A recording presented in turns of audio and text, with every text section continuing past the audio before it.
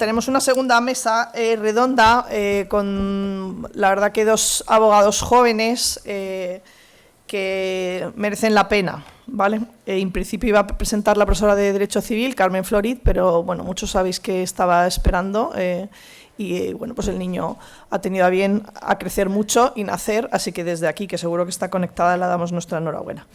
Y bueno, paso rapidísimo. Os presento. A mi izquierda está Teresa Gens, Jiménez Villarejo, y a mi derecha Álvaro Ortega. Muy breve. Los dos son graduados en Derecho. Teresa es graduada en Derecho por la Universidad de Granada. Antes se lo he dicho, digo, verás que digo Granada. Navarra, ¿vale? Por la Universidad de Navarra, y tuvo una beca de excelencia. Las becas, por si no sabéis, de excelencia de la Universidad de Navarra, sino que me corrija, hay un 1% de los alumnos que consiguen esta beca. Máster en Derecho Europeo e Internacional en la Universidad de Ginebra y trabaja actualmente en FACCE, Federación de Asociación de Familias Católicas, como directora para la defensa de la familia y dignidad humana en las instituciones europeas, que ya sabéis cuáles son. Ha trabajado también en el Tribunal Europeo de Derechos Humanos como asistente jurídica y ha colaborado también en diversos despachos de prestigio, como Cremades y Calvo Sotelo o Martínez Echeverría. Y Álvaro Ortega, que bueno, es un viejo conocido, le agradezco también que vuelva al CEU, se inició en la causa Provida con tan solo 14 años en Jaén, su ciudad natal, y al año siguiente se convirtió por supuesto, en el presidente provincial más joven de una asociación Provida en Jaén. En el año 2013 se traslada a Madrid y estudia Derecho en la Universidad Complutense, y ese mismo año ya cofunda, junto con Duarte Falcó, la Fundación Más Vida, de la que es presidente. También es cofundador y director general de la Clínica Fertilitas, que aplica una alternativa ética, la naprotecnología, una alternativa a la fecundación asistida, miembro de la Junta Directiva del Foro de la Familia, del Comité Español de la Marcha por la Vida, que muchos habéis estado, de Neos Jóvenes, del Comité Español de la Federación Europea One of Us y secretario general de la Fundación 100 por 1, ¿se dice? 100 por 1, entre otras entidades, no leo todas. Hay una frase del padre Ángel Ayala que escribe, que es el fundador de la Asociación Católica de Propagandistas, que es en una obra que tiene, que es Consejo para Jóvenes. Y Álvaro no necesita este consejo, pero os lo lanzo a vosotros, que decía: ¿quieres no hacer nada en la vida? No te asocies, ¿no? Es una frase muy sencilla. Con todas las federaciones, asociaciones, y de esto nos va a hablar él, sobre la sociedad civil y su importancia, así que le doy la palabra a Teresa. Teresa, comienza.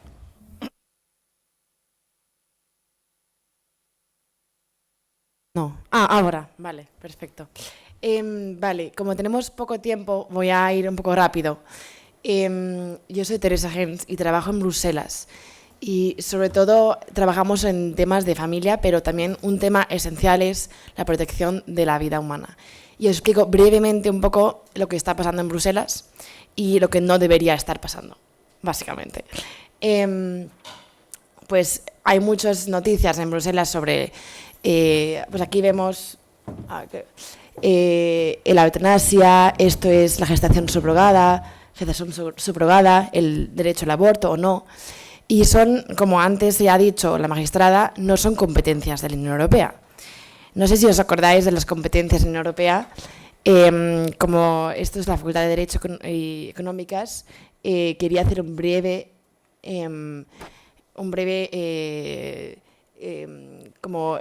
repaso de todo lo que son las competencias. A lo mejor algunos os acordáis de cuáles son las competencias exclusivas de la Unión Europea. Bueno, es una pregunta aquí. Son estas, los que veis aquí, el mercado interior, la pesca, el comercio, o sea, temas muy específicos, los que no tienen nada que ver con la vida humana, ni con la eutanasia, ni con el aborto, ni nada. Aquí, estos son compartidas y de apoyo. En las competencias de apoyo tenemos la salud humana y protección de la salud humana. Esto es un tema donde entra todo lo que es la eutanasia, el derecho a la vida o no, donde empiezan a debatirlo. Pero como es una competencia solo de apoyo, normalmente no tendría que meterse aquí, la Unión Europea, por su principio de subsidiariedad. Esto solo os lo digo así, seguro que os suena mucho, pero es que la Unión Europea solo puede entrar en competencias o ayudar a Estados miembros que no tienen regulados los temas, de que no son exclusivos. Pero muchos Estados miembros tienen regulados ya cómo funciona el aborto o cómo no funciona. Entonces, la Unión Europea no puede entrar en esos temas. Es competencia de los Estados miembros. Entonces, ¿cómo es posible que siempre se debata, que empiece a debatirse o no en la Unión Europea? Pues por la táctica política. Significa por el Parlamento Europeo. El Parlamento Europeo en sí no tiene mucho impacto legal, porque debate los temas que se van a proponer. Los que más tienen son la Comisión y el Consejo. Esos tienen la fuerza para poner una nueva resolución, una nueva aprobación de una norma jurídica. Lo que hace el Parlamento es interponer nuevas resoluciones, significa nuevas propuestas, ideas, y luego ir un poco yendo el camino que tiene que dar la Comisión y el Consejo. Aquí tenemos la iniciativa, la tramitación parlamentaria, y entonces cómo luego esto se traspasa a los Estados miembros. ¿Qué pasa entonces, por ejemplo, en los ejemplos concretos sobre el derecho a la vida? Pues que el Parlamento siempre, cada vez más, aquí lo vemos en varios ejemplos, desde 2021, intenta meter el derecho a aborto. ¿Cómo lo hace? Aquí lo vemos con reportes, resoluciones. Aquí, esta era muy importante, resolución a incluir el derecho al aborto a la Carta de Derechos Humanos Europea, que esto es imposible. Lo dijo antes la magistrada, no es competencia, no debería hacerlo. No lo puede hacer porque eso es una resolución. Significa que solo es una idea, una propuesta. Pero esta resolución tiene mucho impacto social, político, y va como empujando al Consejo y la Comisión para que lo meta. Entonces, os voy a poner, aquí tenemos la adopción de la Directiva de Violencia contra la Mujer y varios otros intentos. Entre ellos, My Voice, My Choice, que esto es una iniciativa de ciudadanos, que a lo mejor luego mi colega Álvaro no sé si conoce esas cosas, que cuando hay ciudadanos que pueden interponer iniciativas con varias firmas y luego poner ese tema al Parlamento Europeo. Aquí la tenemos, por ejemplo, Mi voz, mi decisión, por un aborto seguro y accesible. Esto es una iniciativa de varios ciudadanos que han propuesto llevar esto en toda Europa. Entonces han coleccionado firmas y va a interponerse este año en junio. Entonces, si salen todas las firmas de todos los ciudadanos en Europa, entonces puede ser un tema y tiene más impacto para ser debatido. Aunque no sea una competencia de la Unión Europea, siempre lo intentan por diferentes maneras. Entonces, esta es la resolución que os dije antes del año pasado, que han intentado poner. Entonces, aquí, por ejemplo, intentan meter la violación de esos derechos fundamentales. Es importante para ellos. Añadir a la Carta de Derechos Humanos el derecho a aborto. Esto es todo público y esto es del Parlamento. Esto es lo que dicen los políticos del Parlamento Europeo ahora. Y una cosa que es bastante importante también para las asociaciones, las ONGs, que aquí tienen preocupación para todos los grupos contra la igualdad de género y contra el aborto. O sea, nuestras asociaciones nos consideran como con mucho que hay como cuidado y que no reciban financiación de la Unión Europea. Esto es importante. Entonces, esto, lo que ha escrito el Parlamento Europeo, se ha mandado al Consejo y el Consejo no ha dicho nada sobre la inclusión del aborto. Pero sobre lo que han dicho, lo que han contestado es sobre dar dinero a quién y a quién no. Entonces han dicho, sí, vamos a dar mucho más dinero a asociaciones que promuevan el derecho a la mujer, que promuevan el derecho sexual y reproductivo, que eso es otra palabra para aborto. Entre ellos, luego se considera aborto. Y el Consejo dijo, vamos a hacer mirar que no se den financiaciones a asociaciones como estas. O sea, asociaciones que son pro vida. Entonces, eso es la Unión Europea, ahora mismo está diciéndolo públicamente, no vamos a dar dinero a asociaciones de pro vida. Eso es muy fuerte. No pueden incluir el derecho al aborto, pero pueden ver dónde financian qué grupos y qué grupos no. Esto es un poco cómo pueden hacerlo. Esto es, por ejemplo, una enmienda, así se llaman lo que pueden decir los políticos para cambiar los textos parlamentarios. Y aquí explica muy bien que no es una competencia de la Unión Europea, sino de los miembros, member states. Esto siempre nosotros como asociación intentamos recalcar y intentar decir a los políticos cómo funcionan el derecho y cómo no pueden meterse en temas de la vida, aunque lo intentan cada vez. Entonces, ¿cuál impacto tiene esto ahora mismo en España? Como había dicho, normas europeas tienen diferentes vinculaciones jurídicas. Entonces, todo lo que hace el Consejo en la Unión Europea con la Comisión, lo que tiene más impacto son los reglamentos y las directivas. Todo lo que ha sido ahora mismo sobre la mujer, sobre su libertad para tener el acceso al aborto, no se ha incluido en los reglamentos y directivas. Entonces, no tiene impacto jurídico en España o en otros miembros estados. Pero las recomendaciones y decisiones, aunque no sean directamente vinculantes, aquí se está hablando sobre el derecho a la vida, sobre el aborto. Entonces, esto poco a poco van a intentar siempre más, incluirlo en Europa como derecho fundamental. ¿Por qué? Porque entonces es mucho más difícil retrocederlo. Antes había una pregunta si se puede retroceder como en España. Pues es muy difícil. Y si lo intentan a nivel europeo va a ser aún mucho más difícil. Bueno, como tenemos poquito tiempo, esto es más o menos cómo está haciendo lo que está pasando en la Unión Europea sobre el derecho al aborto. Pero luego también hay muchos otros temas que son dedicados a la vida, sobre todo ahora mismo la gestación subrogada. Y la gestación subrogada, esto sí que está, como había explicado antes, hay directivas y reglamentos, pues eso está debatiéndose en una directiva.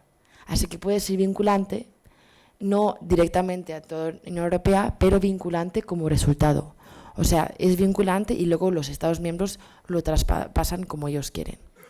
Entonces, está habiendo ahora mismo una directiva sobre implementar la gestación subrogada en Europa, porque muchos Estados miembros no tienen una laguna legal, no lo tienen ni siquiera, no hay legislación directa, no saben qué hacer con la gestación subrogada porque es un tema muy nuevo, pero es un tema donde se atenta completamente contra la vida humana de un no nacido que va a ser implementado y es totalmente una violación contra la vida humana. Entonces, la Unión Europea, como veis, intenta siempre por canales diferentes, por políticas diferentes, meterse en estos temas. No es muy importante estar alerta y saber por qué. Y esto es un poco lo que nosotros hacemos en nuestra asociación, que ya ha dicho que promocionamos la vida humana, promocionamos lo que es la familia y intentamos aconsejar a los políticos dónde están sus márgenes jurídicos, que muchas veces no lo saben o intentan eludirlo. Entonces, siempre recalcar dónde está el margen jurídico en las instituciones europeas, en el Consejo de Europa y también en las Naciones Unidas. Pero, sobre todo, promocionar, por otra parte, algo positivo, que es ayudar a la mujer en esas situaciones de embarazo, de work-life balance, cuando no tiene posibilidad de estar trabajando y tener niños, como esto, dar una solución más positiva y más hacia el futuro para la mujer. Y también un tema que es muy importante ahora, que se está hablando también en la Unión Europea, es la protección de menores contra la pornografía online. Esto sí que hemos tenido mucho éxito para que los parlamentarios hablen de este tema y está habiendo resoluciones sobre esto. Entonces, nada, esto es un poco brevemente lo que hacemos y lo que está pasando, pero siempre va a haber más impacto en el Parlamento porque este tema, como es política, como es ideología, no va a parar. Entonces, hay que decir, como sois estudiantes de Derecho, hay que siempre ver dónde están los límites de Derecho y hay que trabajar con las herramientas jurídicas. Muchas gracias.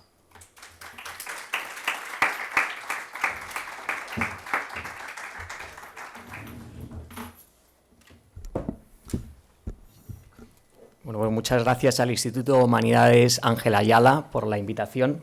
Siempre es un gusto venir a esta que considero mi casa, con la que además también tenemos muy buena relación con el Instituto de Familia, y aprovecho para saludar a Carmen Sánchez Mayo, que aquí nos acompaña en el auditorio. Muy bien, bueno, pues como estudiantes de Derecho os sabéis muy bien las fuentes del derecho, ¿verdad? La costumbre hace la ley y la ley también hace la costumbre. En el caso del aborto, la ley claramente ha hecho la costumbre, ¿no? O sea, en España el aborto siempre ha estado mal visto, no había demanda social. La primera ley en la democracia española que contempla el aborto es la de 1985 y lo hace despenalizándolo en 3 supuestos, como bien sabéis, ¿no? Ya lo ha desgranado antes la magistrada que nos ha precedido. Uno, el riesgo para la salud de la madre, donde se marcaba pues, el gran coladero de la salud psicológica, que lo ha explicado muy bien. En segundo lugar, las malformaciones fetales y, en tercer lugar, el caso de violación. En el año 2009, la célebre ministra Viviane Aído anuncia la primera ley del aborto libre hasta las 14 semanas de gestación, y lo hace basándose en una falacia de que el feto no se considera ser humano hasta las 12 semanas de gestación. Esto generó un gran revuelo social, ¿no? Y en el ámbito científico se produjo un escándalo porque se basaba en un dato falso, ya que la ciencia establece de una manera muy clara que se considera ser humano desde el momento de la concepción por la carga genética única, distinta e irrepetible de 46 cromosomas X e Y o 47 si tiene trisomía 21, que es lo que define a la especie humana. Y este es el tamaño real de 12 semanas de gestación, no sé si lo veis bien desde vuestros asientos, pero con este tamaño, lo que muchos llaman un conjunto de células, ya tiene todos los órganos vitales formados, se diferencian todas las partes del cuerpo e incluso ya tiene hasta uñas, ¿no? Fijaos qué detalle. ¿Perdón? Que sí, quitan. Gracias. Es un cuerpecito como nosotros que va creciendo durante el desarrollo embrionario y desarrollándose. Pero es un ser humano independiente, originado por células totipotentes durante la concepción, que solo depende de la madre para la alimentación a través del cordón umbilical. De la misma manera que los bebés dependen de sus madres para alimentarse, y tened claro que no existe ningún ser vivo que no pertenezca a ninguna especie. Recuerdo como si fuera ayer cómo se movilizó toda España en marzo de 2009 para reivindicar el derecho a la vida. Fueron mis inicios, de hecho, en el movimiento Provida cuando solo tenía 14 años, como bien han contado en mi presentación. Lo vi clarísimo desde el minuto cero. Sentí una llamada a defender a la vida del ser humano más inocente e indefenso de la sociedad. Se produjeron concentraciones en todas las ciudades de España y una gran manifestación en Madrid. A partir de ese momento se crearon delegaciones provinciales de asociaciones Provida en casi todas las ciudades de España y se convocó una movilización histórica que pasará a la historia de nuestro país el 17 de octubre de 2009 con autobuses fletados desde toda España, un fuerte apoyo internacional, recuerdo gente venida de otros países de Europa, Estados Unidos e incluso Hispanoamérica.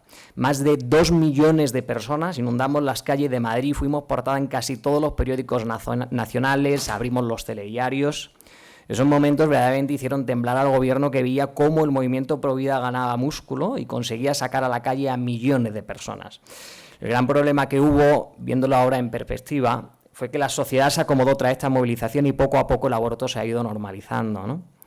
En el año 2013 vivimos un halo de esperanza. La legislación española, con el primer anteproyecto de ley Provida, ¿no?, que se denominó el anteproyecto de ley orgánica de protección de los derechos del concebido de la mujer embarazada, impulsada por el ministro Alberto Ruiz Gallardón, hijo, por cierto, del promotor del recurso de inconstitucionalidad de la ley del aborto de 1985. Fue el año en el que nació la Fundación Más Vida. De nuevo, el derecho a la vida se puso a actualidad y se generó un gran debate social. Y ahí un grupo de jóvenes vimos la necesidad de sumar la voz de los jóvenes a este debate y luchar por heredar una sociedad que defienda el principal derecho de todo ser humano, que es el derecho a la vida. Se produjeron movilizaciones tanto a favor como en contra, incluso una división en el gobierno, y el sector más progresista del Consejo de Ministros ganó la batalla y consiguió que se retirase el anteproyecto de ley, lo que provocó la dimisión histórica del ministro Gallardón, que puede presumir de ser el único ministro del Gobierno de España en dimitir por valores, por defender el derecho a la vida humana e irse con la mayor dignidad que se recuerda en la clase política reciente. Pero este anteproyecto de ley tuvo sus frutos en la sociedad civil y uno de ellos fue la irrupción de un movimiento de jóvenes pro vida que ha ido creciendo a lo largo de estos años, ¿no?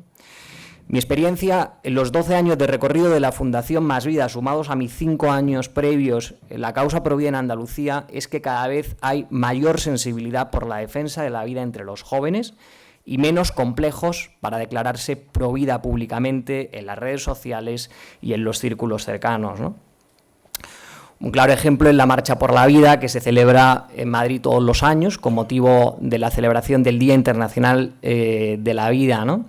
La evolución ha sido de ser una concentración con una fuerte presencia, pues, de personas mayores y escasos jóvenes, a ser un río de jóvenes alegres que gritan sí a la vida por las calles de Madrid, en un ambiente festivo para celebrar el bien más preciado que tenemos en nuestra sociedad, que es la vida desde el momento de la concepción hasta su muerte natural, porque estamos hablando mucho del comienzo de la vida humana, pero no debemos dejarnos atrás el final de la vida humana y nuestras personas mayores con la reciente también ley de eutanasia que se ha aprobado, ¿no?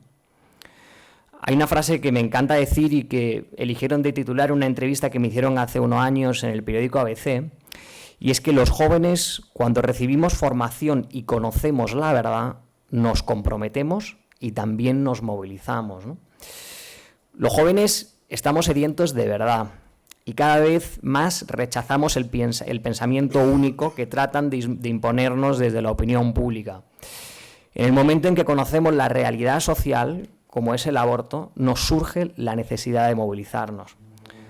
Los jóvenes tenemos ilusión, tiempo, energía, y es verdaderamente nuestra gran contribución a las redes sociales. Y sobre todo lo único que se necesita es un arco y una flecha para luchar contra Goliat. Hoy quiero transmitiros que hay esperanza, ¿no? Me gusta mucho poner el ejemplo de Hungría y Polonia, que son dos países que han demostrado un resurgir histórico y que a día de hoy son una fuente pues de esperanza y de inspiración, ¿no? Ambos países vivieron un comunismo feroz, una destrucción de las raíces cristianas y de los valores que vertebran la sociedad occidental. Pero tuvieron una intervención clave que hizo cambiar el rumbo de la sociedad civil y los jóvenes, el título precisamente de esta mesa redonda. En el caso de Hungría, la revolución de 1956 fue un punto de inflexión donde los jóvenes tuvieron un gran protagonismo, exigiendo reformas políticas, libertad de expresión y la retirada de las tropas soviéticas.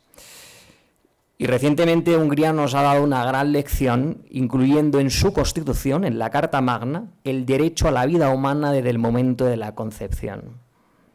Es verdad que en nuestra Constitución, y bien lo ha explicado la magistrada que nos ha precedido, está el artículo 15 que dice todos tienen derecho a la vida humana, y su redacción es así, puesto que en el debate constituyente al principio era toda persona tiene el derecho a la vida, pero sabéis perfectamente el concepto de personalidad jurídica, entonces consideraron ampliarlo a todos para incluir también al concebido y dotarle de esa protección jurídica, ¿no? Pero dados los tiempos que corren, es bueno que se diga expresamente, como ha hecho Hungría, y reconocer el derecho a la vida humana al concebido, ¿no?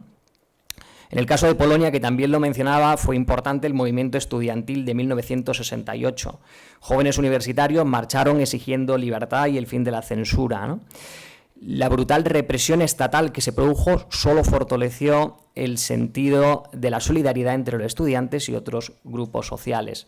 Hungría y Polonia son un gran ejemplo a día de hoy en Europa y es digno de elogio la fuerte resistencia que están manifestando en Europa contra la destrucción de los valores y el humanismo cristiano. Y aquí pues mi compañera seguro que es testigo de ello en Bruselas, porque están dando una gran lección en el Parlamento Europeo. También se nos han abierto en los últimos meses grandes puertas de esperanza con la derogación de la sentencia Roe versus Wade en Estados Unidos, que impulsó el aborto en el mundo, y la reciente victoria de Donald Trump con un marcado discurso pro vida y políticas a favor de la defensa de la vida, unido a mandatarios de actualidad como Meloni en Italia y Milei en Argentina, que están remando cada vez más fuerte hacia la defensa de la vida humana. Estos líderes, que podrían ser polémicos en algunas políticas, lo que no cabe duda es que están cambiando el paradigma de la defensa de la vida y de la ideología de género, que es el origen del aborto, ¿no? De hecho, ya ha habido multinacionales en Estados Unidos que están retirando políticas woke que fomentaban la cultura de la muerte. Yo estoy convencido de que generaciones futuras mirarán atrás y se sentirán avergonzados de nuestra generación por arrebatar el derecho a la vida al ser humano más inocente de la sociedad. De la misma manera que vemos con estupor cómo nuestros antepasados establecieron la esclavitud. O en la historia más reciente, cómo en la Alemania nazi consideraban que los judíos no eran un ser humano y les cosificaban para quitarles la categoría humana. Y es algo que está en nuestra mano cambiar. El legado que dejamos a nuestros futuros hijos y nietos es una de las motivaciones más fuertes que he tenido en este tiempo. Cuando estos me pregunten, papá, abuelo, ¿tú qué hiciste cuando se aprobó una ley que permitía acabar con los bebés en el vientre materno? Yo les querré decir siempre, yo estuve allí, yo puse mi granito de arena, me movilicé, fui a las manifestaciones y trabajé intensamente para revertirlo. Bueno, ¿y ahora qué puedes hacer tú, no? Ahora que conocéis un poco más sobre la realidad de la defensa de la vida y que estáis recibiendo una formación maravillosa a través de este congreso, componentes de gran nivel, tenéis que dar un paso más, ¿no? La clase política y nuestros gobernantes tienen que sentir la demanda social y una movilización en la sociedad. Y lo que más miedo les produce es cuando se hace desde los jóvenes, os lo puedo asegurar. En estos años he tenido la ocasión de hablar con muchos políticos que han ocupado grandes responsabilidades en nuestro país y que ya no están en activo, y en todos ellos he encontrado un denominador común en sus consejos, comentarios o impresiones, y es el poder de influencia que tienen los medios de comunicación en sus decisiones políticas. Los políticos se mueven a golpe de portadas de periódico y de informativos de televisión, es así, y es donde tenemos que hacernos presentes verdaderamente. También hay que tener en cuenta que nuestros legisladores actuales tienen un gran desconocimiento sobre este tema. Hace tiempo tuve la ocasión de hablar con una expolítica que fue ministra del Gobierno, y cuando le enseñé pues esta figurita, que es el tamaño real de 12 semanas de gestación, que además lo midió una ginecóloga, la doctora Sonsoles Alonso, esta expolítica se quedó muy sorprendida y me reconoció que no tenía ni idea de cómo estaba desarrollado esas semanas de gestación, ¿no? Y realmente le alarmó el cómo puede legislar con ese gran desconocimiento en este sentido sobre la defensa de la vida humana, ¿no? Y lo mismo ocurre con la sociedad civil. Hace unos años hicimos un experimento social de la Fundación Más Vida y nos fuimos al centro de Madrid a preguntar a la gente qué opinaba sobre la vida humana y el aborto, ¿no? La mayoría nos dijeron que el concebido no era una vida humana. Y dos personas que nos dijeron que sí, no supieron darnos la argumentación científica. Y el denominador común que encontramos en todos ellos es que ninguno sabía cómo se practicaba el aborto. En los 17 años que acumulo en el movimiento pro vida he vivido dos tipos de experiencias. Defender la vida con un mensaje más agresivo, donde la palabra aborto cobra un gran protagonismo. Esto fue mi primera etapa que viví liderando una asociación pro vida en mi ciudad natal, en Jaén, y era bastante difícil, ¿no?, penetrar en los medios de comunicación, estábamos prácticamente vetados. Y en la etapa de Más Vida dio un giro hacia la defensa de la vida en positivo, poner en valor la vida humana y la maternidad, jugar con lemas juveniles, ingeniosos y que impacten en la sociedad de una manera positiva, como la campaña de hecho que celebramos todos los años, que se llama Ser madre es la leche, que es de recogida de leche maternizada para madres sin recursos, ¿no? De hecho, con esta campaña pues siempre conseguimos que mucha gente que nos dice que, bueno, pues que contempla el aborto, pues se anima a colaborar, ¿no? Y bajo esta estrategia, pues el impacto ha sido bastante distinto, ¿no?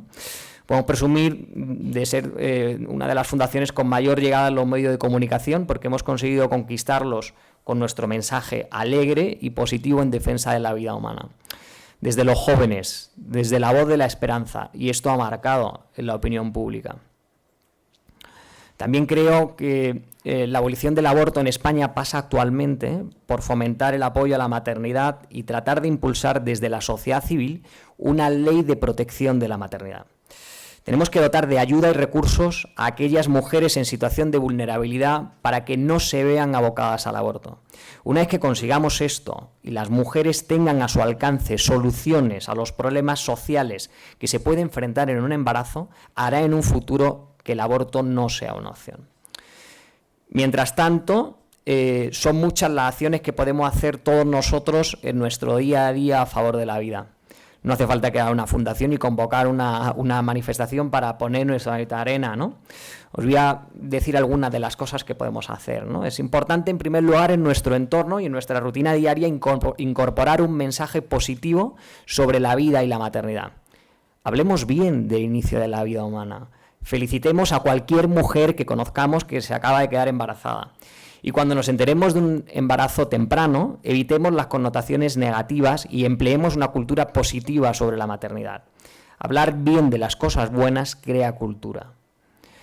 Participemos en alguna actividad, alguna asociación provida, ya sea Más Vida u otra fundación, colaboremos con alguna campaña solidaria en beneficio de la maternidad para ayudar a madres en situación de vulnerabilidad, acudamos a las manifestaciones provida, y aquí hago un pequeño anuncio, y es que el domingo 23 de marzo a las 12 de la mañana tendremos una gran cita que no podéis faltar, que es la Marcha por la Vida, donde miles de personas recorreremos las calles de Madrid para gritar sí a la vida.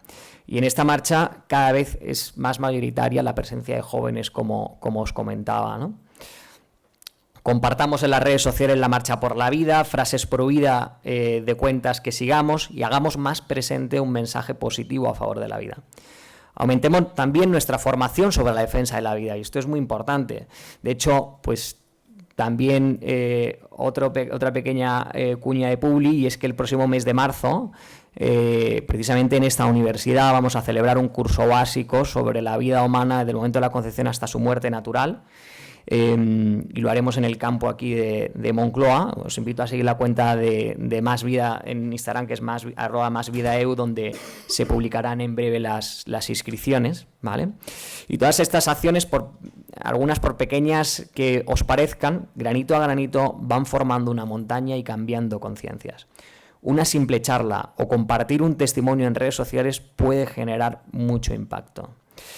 Y aquí os voy a contar una anécdota que viví en el puerto de Santa María y que nunca olvidaré. Yo me acuerdo que, bueno, pues estaba allí en la playa y de repente se me acerca un chaval y me dice, oye, ¿tú eres Álvaro Ortega, verdad? Y digo, sí. Dice, ¿de Más Vida? Digo, sí. Dice, la hija de mi amiga es Más Vida. Y digo, anda, cuéntame eso. Y dice, sí, esta amiga mía tenía cita para abortar, y fue a una charla que organizasteis en Pamplona. Y después de esa charla no dudó ni un segundo en cancelar la cita y tuvo a su hija. Y cuando nos lo contó a todos nuestros amigos, para nosotros Más Vida precisamente era la niña de nuestra hija, ¿no? Y entonces a mí eso se me quedará grabado siempre, y fijaos cómo estas pequeñas acciones incluso pueden salvar vidas humanas, ¿no? Para finalizar, hoy quiero haceros conscientes de que los jóvenes tenemos una gran influencia social, no solo en nuestro entorno, de amigos en la universidad o en el trabajo, sino también a las generaciones más adultas, de nuestros padres y de nuestros abuelos. Aquello que es impulsado con valores desde los jóvenes y en positivo genera un fuerte impacto social. Tenemos que ser conscientes de esta fuerza y cambiar el mundo. Hay una frase que leí cuando me inicié en esta causa que me tatué a fuego en mi cabeza, y es: nunca dudes de que un pequeño grupo de personas puede cambiar el mundo. Todos y cada uno de los que estáis aquí, hoy tenéis una gran misión. Id al mundo y proclamad el derecho a la vida del ser humano más inocente e indefenso de la sociedad. Seamos la voz de los que no tienen voz, seamos luz de vida. Y no tengáis miedo, porque la verdad está siempre de nuestro lado. El amor está de nuestro lado y la vida está de nuestro lado. El futuro nos pertenece. El futuro siempre, siempre, siempre empieza con lo más preciado del ser humano, la vida. Muchas gracias.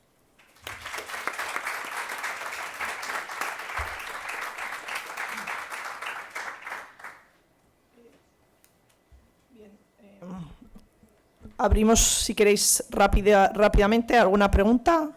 El que quiera irse, que tenga que irse, que se vaya, que tenéis clase. Y el que quiera preguntar, que pregunte tranquilamente. Sí, Teresa, ¿no?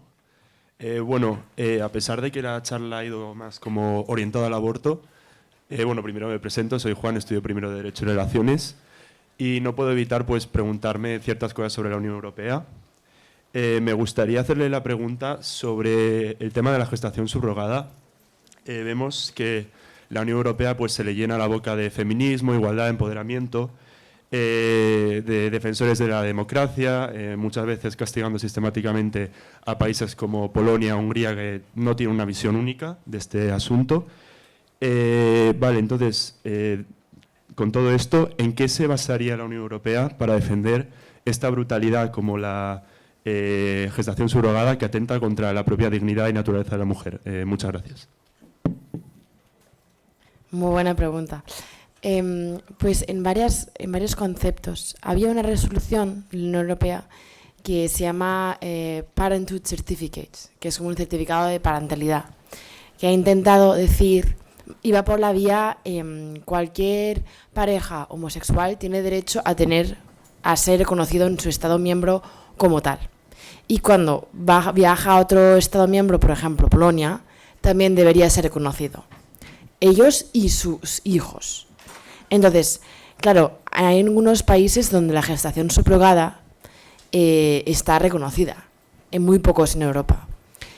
Por ejemplo, en Ucrania ha sido posible y había violaciones muy grandes justo también en la época de la guerra de Ucrania.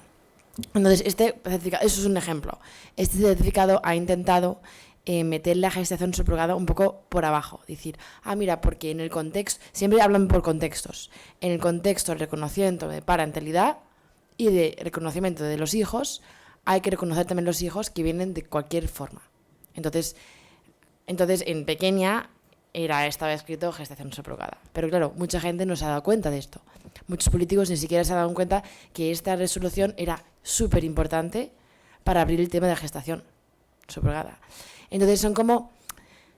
los textos son muy largos normalmente y muy complicados, entonces se intenta basar en otros derechos, que por ejemplo esta resolución no ha sido aprobada al final porque era muy controversial, sobre todo también del tema de las parejas homosexuales. Pero son pequeñas nociones donde intentan meterlo. Y otro punto también es, en La Haya está el tribunal, el Consejo de Derecho Privado, que habla sobre temas de derecho privado diferentes. Y un tema de ellos es la parentalidad y el reconocimiento de los hijos. Entonces, ahora están intentando meter la gestación subrogada dentro del derecho privado. Y como el derecho privado es algo más complicado a mirar sobre la Constitución, a llevar entre los jueces y todo, pues desde ahí están intentando meter la gestación subrogada, donde el Parlamento puede, si se aprueba, decir, como en La Haya se está aprobando, también lo tenemos que hablar nosotros. Y otro punto también es, hay muchos hijos que han nacido gestación subrogada y existe una vacancia legal muy fuerte, decir, ¿qué pasa ahora con estos hijos? ¿Qué pasa con estos niños que no están reconocidos en otros Estados miembros? En España, por ejemplo, había muchos de esos casos porque en Italia antes era legal Y luego muchas parejas españolas por internet, pues que puedes pedir un niño por internet, tal cual. Y depende de dónde es menos barato o más barato. Y en Ucrania también era muy barato, entonces durante la guerra han conseguido muchos niños desde Ucrania. Y claro, ¿qué hace el Estado español, el juez de instancia con ese niño que no está registrado? ¿Mándalo otra vez a la guerra? No puede. Que no tengan documento de identidad, tampoco puede. Tiene que reconocerlo de alguna manera. Y ahí entra. Entonces diciendo, tenemos que ayudar a los niños, darles derechos, por eso existe. Entonces no está todavía legislado ni nada, pero se está empezando. Sí. Pero una resolución o una directiva muy importante que hemos conseguido también apoyar mucho, era una directiva sobre el tráfico de seres humanos y meter la gestación subrogada como tráfico.